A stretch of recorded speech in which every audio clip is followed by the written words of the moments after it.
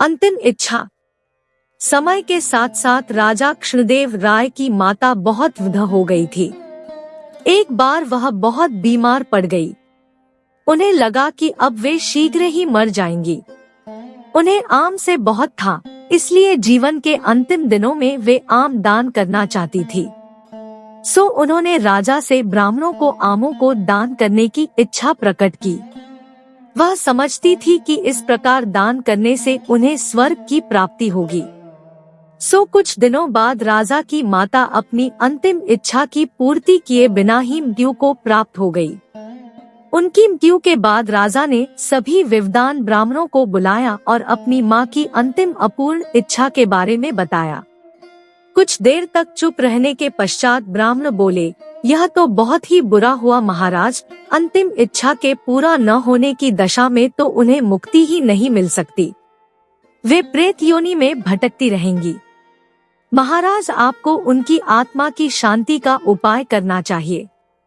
तब महाराज ने उनसे अपनी माता की अंतिम इच्छा की पूर्ति का उपाय पूछा। ब्राह्मण बोले, उनकी आत्मा की शांति के लिए आपको उनकी पुण्यतिथि पर सोने के आमों का दान करना पड़ेगा। आथा राजा ने मौ की पुण्यतिथि पर कुछ ब्राह्मणों को भोजन के लिए बुलाया और प्रत्येक को सोने से बने आम दान में दिए। जब तेनाली राम को यह पता चला तो वह तुरंत समझ गया कि ब्राह्मण लोग राजा की सरलता तथा भोलेपन का उठा रहे हैं। सो उसने उन ब्राह्मणों को पाठ पढ़ाने की एक योजना बनाई। अगले दिन तेनाली राम ने ब्राह्मणों को निमंत्रण पत्र भेजा। उसमें लिखा था कि तेनाली राम भी अपनी माता की पुण्यतिथि पर दान करना चाहता है, क्योंकि वह भी अपनी एक अधूरी इच्छा लेकर मरी थी। जब से उसे पता चला है कि उसकी मां की अंतिम इच्छा पूरी न होने के कारण प्रत्योनि में भटक रही होंगी, वह बहुत ही दुखी है और चाहता है कि जल्दी उसकी मां की आत्मा को शांति मिले। ब्राह्मणों ने सोचा कि तेनाली राम के घर से भी बहुत अधिक दान मिलेगा, क्योंकि वह शाही विदूषक है। सभी ब्राह्मण निश्चित दिन तेनाली राम के घर पहुंच गए। ब्राह्मणों को स्वादिष्ट भोजन परोसा गया। भोजन करने के पश्चात सभी दान मिलने की प्रतीक्षा करने लगे। तभी उन्होंने देखा कि तेनाली राम लोहे के सलाखों को आग में गर्म कर रहा है। पूछने पर तेनाली राम बोला, मेरी माँ फोड़ों के दर्द से परेशान थी। मृत्यु के समय उन्हें बहुत तेज दर्द हो रहा था। इससे पहले कि मैं गर्म सलाखों से उनकी सिकाई करता, वह मर चुकी थी।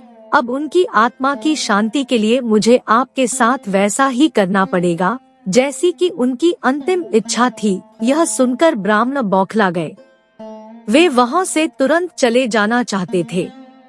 वे गुस्से में तेनाली राम से बोले कि हमें गर्म सलाखों से दागने पर तुम्हारी मौ की आत्मा को शांति मिलेगी। नहीं महाशय, मैं झूठ नहीं बोल रहा। यदि सोने के आम दान में देने से महाराज की मौ की आत्मा को स्वर्ग में शांति मिल सकती है, तो मैं अपनी मौ की अंतिम इच्छा क्यों नहीं पूरी कर सकता। यह सुनते ही सभी ब्राह्मण समझ गए कि तेनाली राम क्या कहना चाहता है। वह बोले, तेनाली राम, हमें क्षमा करो, हम वे सोने के आम तुम्हें दे देते हैं, बस तुम हमें जाने दो।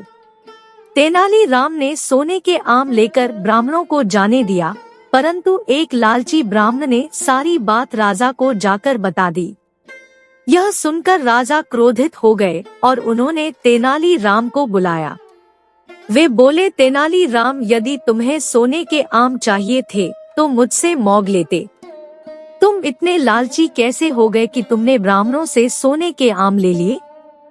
महाराज, मैं लालची नहीं हूँ, अपितु मैं तो उनकी लालच की प्रवृत्ति को रोक रहा था। यदि वे आपकी मौ की पुण्यतिथि पर सोने के आम ग्रहण कर सकते हैं, तो मेरी मौ की पुण्यतिथि पर लोहे की गर्म सलाखें क्यों नहीं झेल सकते। राजा तेनाली राम की बातों का अर्थ समझ गए। उन्होंने ब्राह्मणों को बुलाया और उन्हें भविष्य में लालच त्यागने को कहा।